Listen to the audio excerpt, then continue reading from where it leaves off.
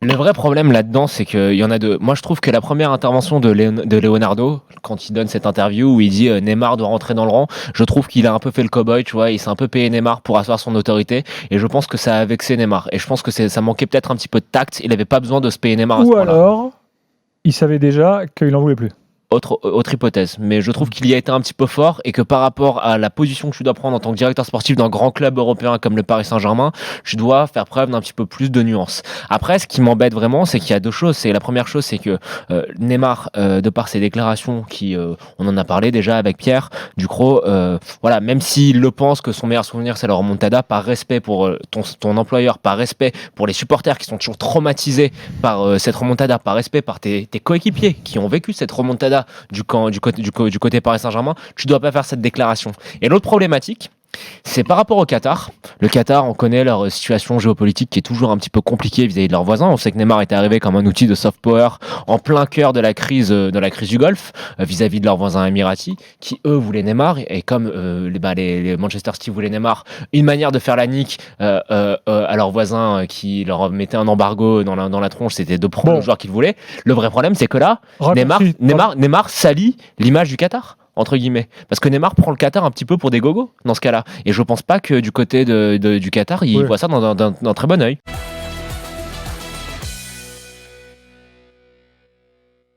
On a bien réussi à tirer Tcheleta Tsar l'année dernière. Ouais, il a pas fait grand-chose. Hein.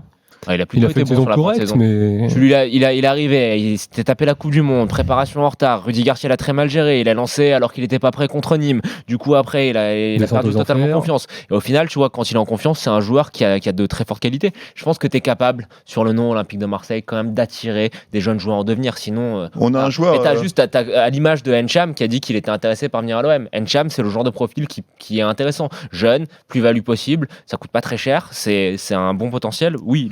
On a un joueur espagnol qui avait fait une très bonne, enfin même plusieurs bonnes saisons à l'OM, mais qui était très critiqué au début parce qu'il avait du mal à se faire au jeu français. C'était Azpilicueta.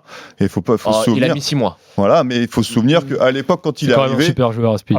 tout le monde. C'était tellement dur que ça a valu Eric Dimeco de bouffer un rat. Alors, Aspi, je vais vous dire, Aspi, il a mis de août à, il me semble, octobre ou novembre. Et son déclic, c'est un match, le premier match Paris Saint-Germain-Marseille, le premier match de l'ère Qatari, où le Paris Saint-Germain arrive à Marseille avec Gamero, Ménès, Pastore, ou est-ce que tu t'attends que Marseille en prenne une tartine? Lucho, sur le coup d'envoi, il va mettre un coup d'épaule monumental à Sissoko, et Marseille gagne 3-0 avec un but magnifique d'Amalfitano. Et c'est là son premier gros match, et après, il est devenu inarrêtable. Mais après, ça n'a pas mis tant de temps que ça. Sur le profil de joueur, voilà, tu as deux jeunes quand même en défense centrale avec Camara.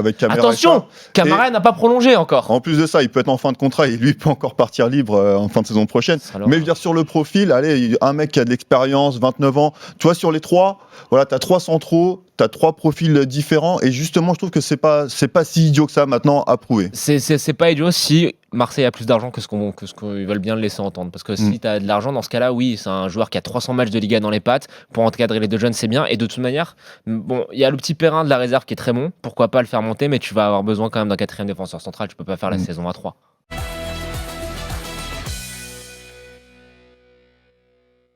Belmadi avait coupé toute possibilité de profondeur pour les ailiers sénégalais. C'était frappant au bout de 10 minutes. Et puis Aliou Cissé était resté sans réponse. Après, c'est un Sénégal sans Idrissa Gueye, notamment, qui est leur plaque tournante, qui est leur joueur le plus important. Il était blessé. Et demain, t'as pas Attal. Et il n'y a pas Attal, exactement.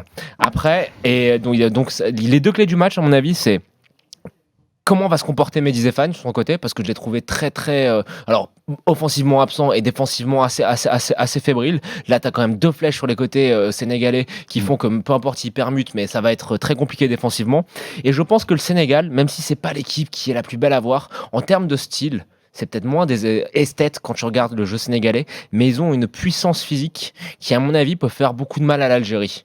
Je te dis pas qu'ils vont les écraser, mais je pense que si le Sénégal joue son jeu en étant, en mettant ce qu'il faut dans les duels, je les vois quand même un petit peu au-dessus. Je te dis pas que c'est eux qui pratiquent le meilleur football, mais c'est le style en fait. C'est juste une question de style. L'Algérie, on a envie de les voir gagner parce que collectivement, ce qu'ils ont fait, c'est fabuleux. Il y a l'histoire, il y a le groupe qui vit autour de Belmadi. C'est une belle histoire. T'as envie que ça aille au bout.